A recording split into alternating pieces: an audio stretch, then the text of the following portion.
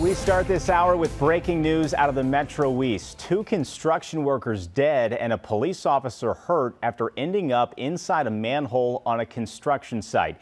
You're watching News 4 at 10. I'm Corey Stark. Samantha Jones is off tonight. The workers died just before 7 p.m. in Edwardsville at a construction site near Main Street, down the block from the Madison County Courthouse.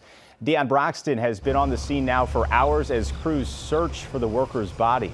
Dion? Corey, within the last 15 minutes, we watched a lot of crews just leave the scene. That's probably an indication that the bodies have been recovered. Now, as you can see, we just have one police officer and a few people standing out here right now.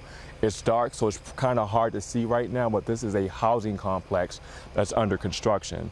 Now, we don't know if these construction workers were working here at this site, but police say it appears they were the only workers here at the time of the incident around 7 tonight.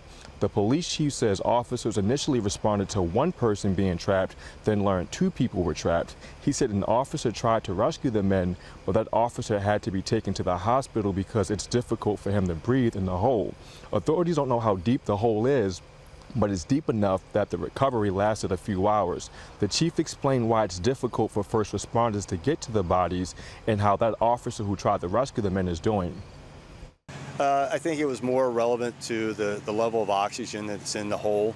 My understanding is he's going to be just fine. They, more than anything, needed to check him out for the lack of oxygen that he experienced. About the only thing that I know really with the hole is it appears to be a manhole, and I think the issue was the level of oxygen in that hole. Now, we don't know how those workers got in that hole. We don't know if they fell in or if they were working inside that hole. Police are out here right now still investigating, trying to figure that out. But when we find out, we'll bring it to you on air and online. Live in Edwardsville, Dion Broxton, News 4. Dion, such a tragic story. One question I have is you reported those were the only 2 workers at that site. Do we know who called 911 for help about this situation?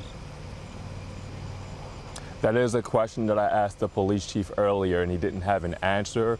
We just have to assume that people were out here and called 911, but that's an answer we'll likely probably get tomorrow sometime.